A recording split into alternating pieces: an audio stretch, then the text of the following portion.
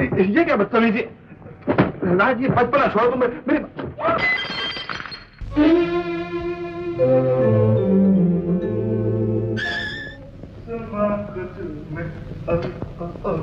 हम जब चले हो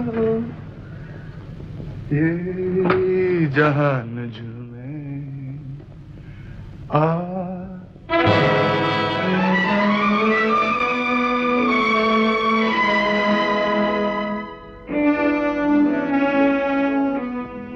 माँ, तुम अभी तक सोई नहीं? और शायद अब कभी ना सो सकती। उस माँ को नींद कैसे आ सकती जिसने अपने बेटे को पाल पोस कर इतना बड़ा किया, और आज वही बेटा ये कह करके चला गया कि वो उसके लिए मर चुका है।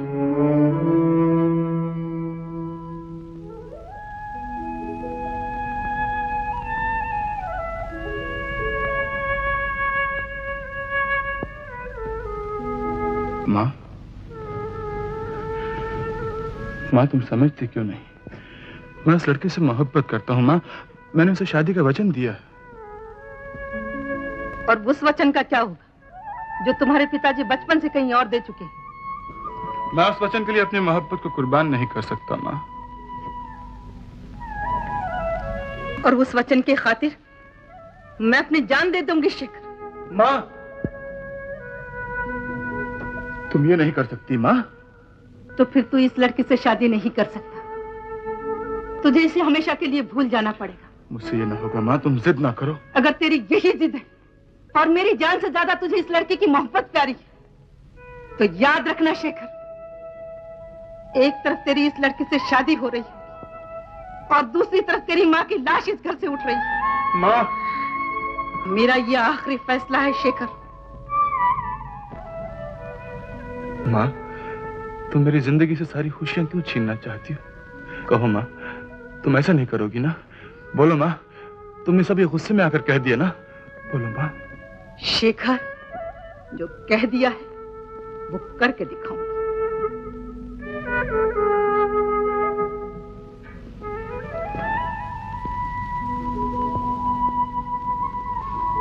अच्छा माँ, अगर तुम्हारा यही फैसला है तो मैं उस लड़की के साथ शादी नहीं करूंगा।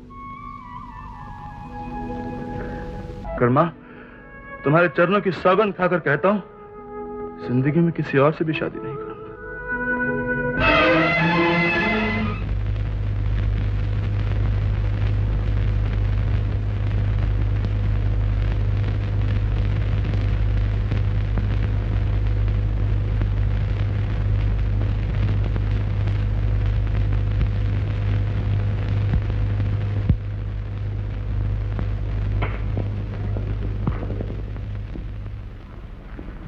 क्या हुआ पिताजी? मैं शेखर की माताजी से मिलकर आ रहा हूं। खबरें बहुत खराब है। शायद ये शादी काफी अरसे के लिए रुक जाए। क्यों पिताजी? वजह क्या है? वजह है और मेरे ख्याल में सच है। वो कहती हैं कि वो कोशिश कर रही हैं, लेकिन जब तक शेखर के दिल में उस लड़की की मोहब्बत है, ये शादी नहीं हो सकती। लेकिन जब तक तो हम बर्बाद हो जाएंगे पिताजी। कर्जदार और ज्यादा इंतजार नहीं कर सकते। रियासत पहुंचते ही हमें हथकड़ियां लग जाएंगी।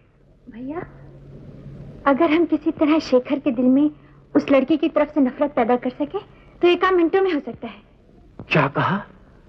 नफरत पैदा कर सके? जी मिस्टर।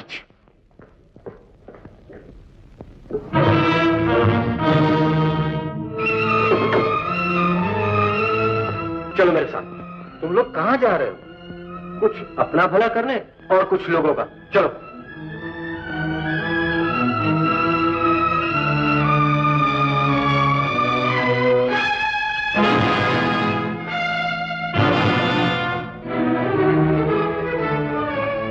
मैंने शेखर को टेलीफोन कर दिया है, आओ मेरे साथ।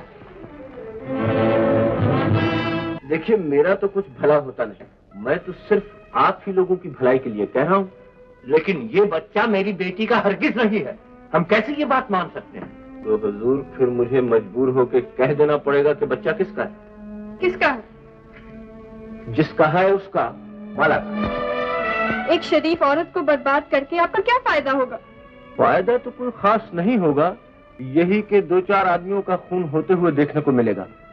माता जी आएंगी, माला को मार डालेंगी, बच्चे को मार डालेंगी, और हो सकता है शेखर भी मार। ऐसा नहीं कर सकते, आप ऐसा कभी नहीं कर सकते। जी मैं ऐसा कर सकता हूँ और जरूर कर सकता हूँ। तुम बहुत ही नीच और जलील आदमी हो। जी नहीं, मैं सिर्फ नीच और जलील हूँ, आदमी नहीं। शायद माता जी आ गई। याद रहे, ये बच्चा तुम्हारा है और सिर्फ तुम्हारा। कहिए।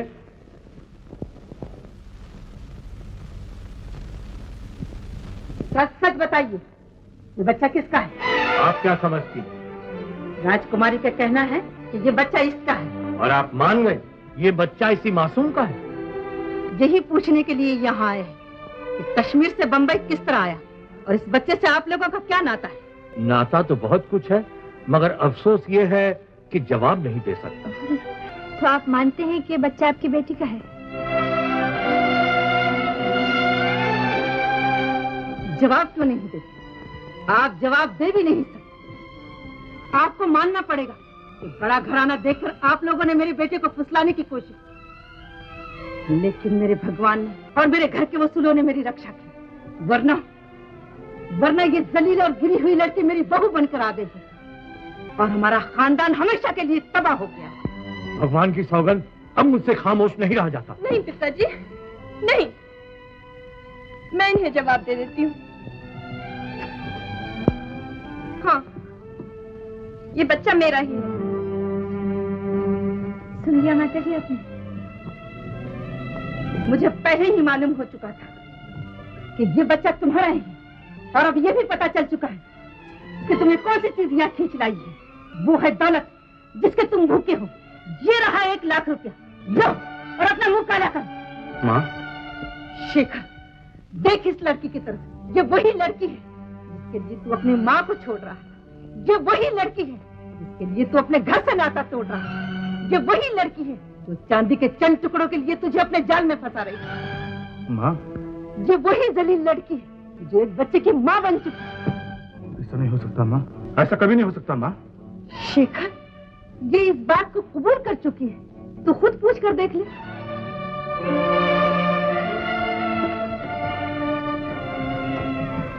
राज,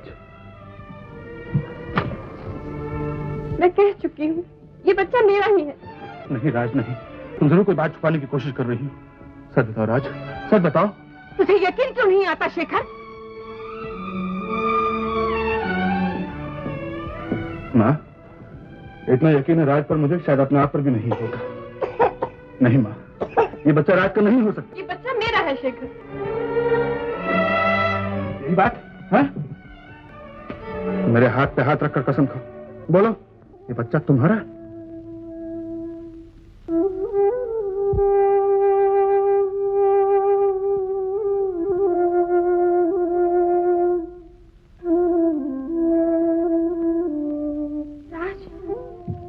राज नहीं, प्यार करने वाले के हाथ में हाथ देकर झूठी कसम नहीं खाया करते।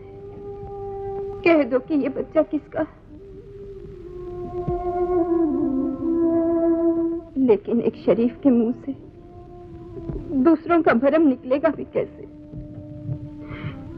माँ, ये बच्चा मेरा है। क्या? ये बच्चा तेरा है?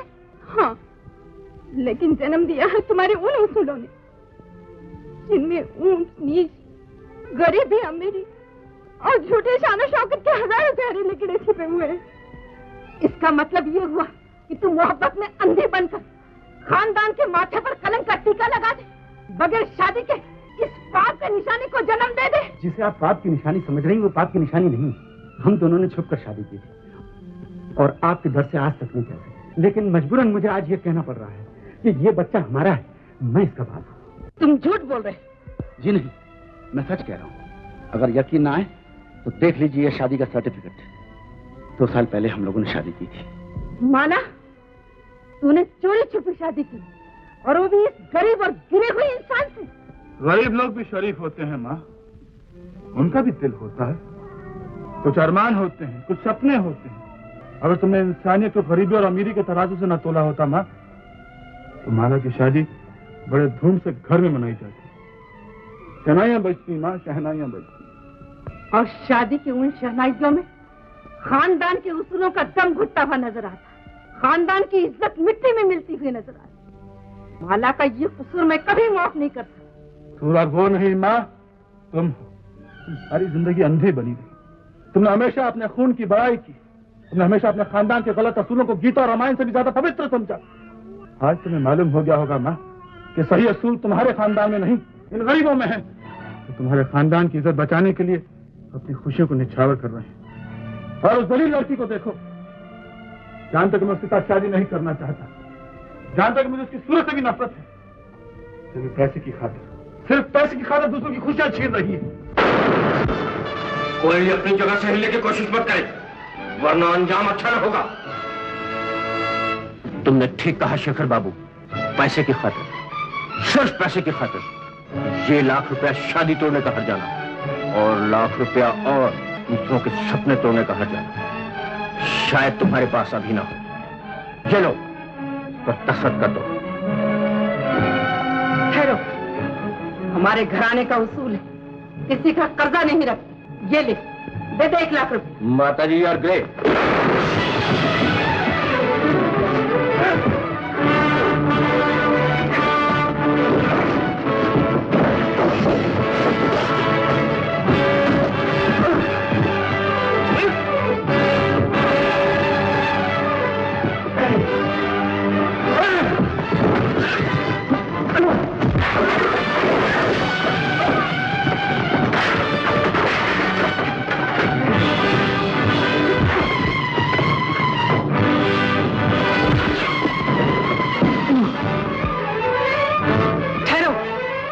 हमारे खानदान के उसूल के खिलाफ।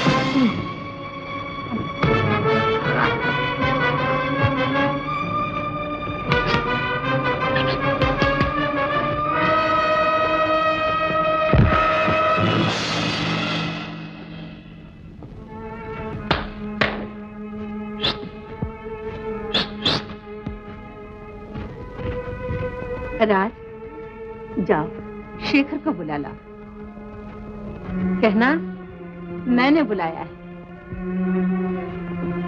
लाओ मुझे दो। आहा,